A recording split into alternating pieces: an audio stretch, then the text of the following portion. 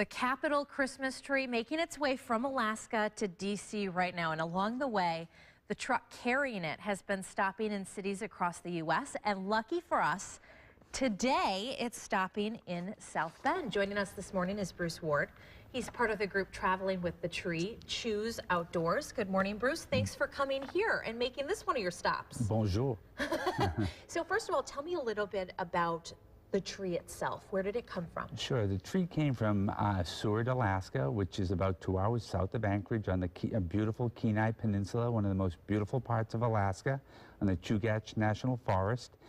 And we cut the tree on October 27th, and we're making our way to Washington, D.C. How do you choose the tree? What is so special about this one? So the architect of the Capitol has very specific requirements in terms of what the tree needs to look like. So the Forest Service provides candidate trees. They do the initial hunting for it, and then the architect of the Capitol sends the superintendent of grounds, and he makes the final selection. It's quite the process, I'm sure, every year traveling across the country.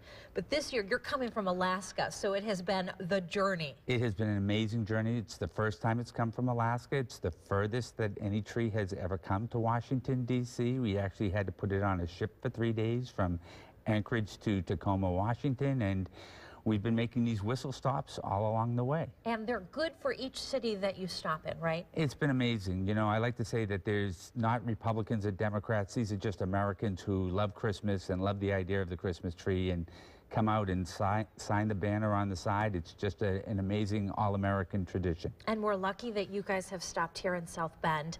Why South Bend? Why is this on your list of cities to visit? So our truck driver, John Shank, was the truck driver of the year. He's actually driven 5 million miles on the Dalton Highway, the most dangerous road in Alaska. His nephew works at Notre Dame.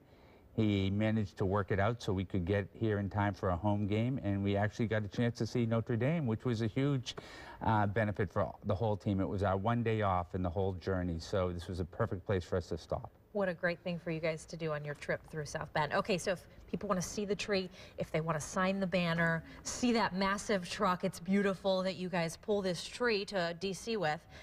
Where do they do that? How do they see it? So today we'll be at the Chocolate Factory downtown, South Bend, from 1 to 3 o'clock, and we'll have pens there. You don't need to bring a pen.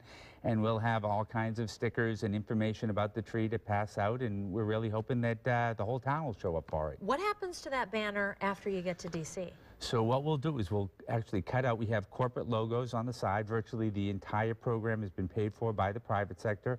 We'll cut out those logos. We'll send them back to our friends at Alaska Airlines, at Shell, at, 52 sponsors who have been such an important part of making this happen. So you are basically signing a piece of history when you go downtown today and visit that tree. Exactly right. And all of our friends at the U.S. Forest Service, I think, would love to see you down there, too. Awesome. Bruce Ward, thank you so much. We appreciate you coming in this morning.